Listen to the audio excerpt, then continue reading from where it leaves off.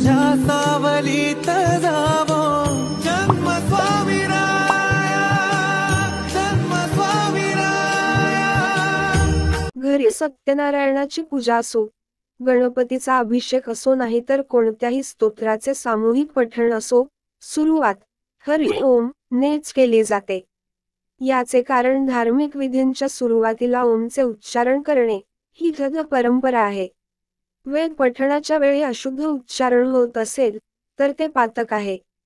या दोषांचे निवारण व्हावे या हेतूने सुरुवातीलाच देवाची क्षमा मागून हरी ओमचे उच्चार करतात। सर्व वेद ज्या वेदाचा उद्घोष करतात, सर्व तपे ज्याचे चिंतन करतात, ते रूप ध्यान म्हणजे हे होय। ओम एक उद्गारवाचक वर्ण आहे, यालाच प्रणव असेही म्हणतात। यज्ञाप्रसंगी होकार दर्शवण्यासाठी सूचकदर्शक म्हणून शतपथ ब्राह्मणात याचा उल्लेख केला जातो। वेद, छंद, पुराणे, इतिहास, नृत्य, गीत यांची उत्पत्ती कारातून झाली। अ, उ, म व अर्धमात्रा मिळून ओंकार साकार होतो। ओंकाराचे हे चार विभाग जागृती, स्वप्न, सुषुप्ती व तुर्या या चार अवस्थांचे आणि विष, तेजस, प्राज्ञ व आत्मा अशा चार आत्मस्वरूपांचे निदर्शक मानलेले आहेत। अ, कार हा विष्णू, बॅकवोट उकार महेश, बॅकवोट म, कार हा ब्रह्म असे तिन्ही देवांचे दर्शन आहे।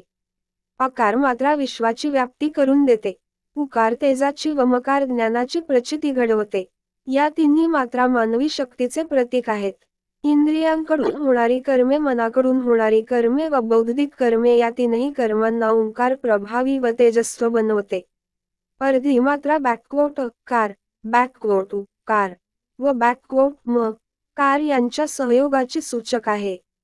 हिंदू समाज जीवनातील सर्व क्षुद्र व लौकिक धर्मकृत्यांत मंत्राबरोबर ओंकाराचा उच्चार आवर्जून केला जातो। जैन व बौद्ध धर्मीयांनी देखील ओंकाराचा स्वीकार केला आहे। बॅकवोट ओम मणी पद्मे हुम या अवलोकितेश्वराच्या मंत्राच्या आरंभी ओंकाराचे दर्शन घडते। बौद्ध दर्शनात शून्यापासून प्रणवाची उत्पत्ती व त्यापासून विश्वाची उत्पत्ती झाल्याचे उल्लेख आहेत। शिवपुराणात ओंकाराला पंचमुखी शिवाचे प्रतीक मानले आहे। वैष्णव पुराणात प्रणवाला त्र्यक्षरात्मक प्रणव श्री विष्णू व भक्त यांचे द्योतक मानले जाते। माणसाच्या जीवनाला आवश्यक अशी प्राणापासून मिळते, विश्वाच्या क्रियेला ऊर्जा सूर्यापासून प्राप्त होते।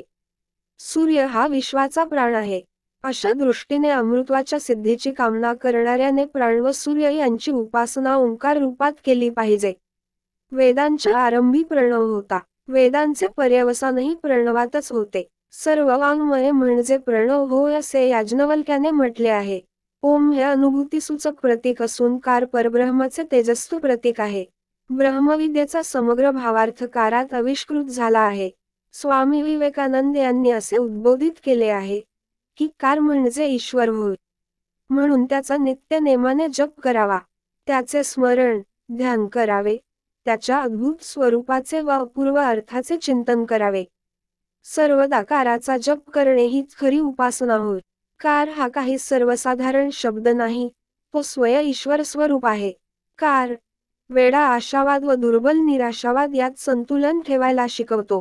कार उच्चार व ध्वनिकंपनाने वायुशुद्धी व आरोग्य लाभते असेही जाणकार सांगतात। शारीरिक व मानसिक सुधारणा व संतुलन साधले जाते। अशा कार या एकाक्षरी महामंत्रात दिव्य शक्ती आहे। म्हणून आयुष्याची नवीन सुरुवात करतानाही आपण पुनश्च हरी ओम असेच म्हणतो।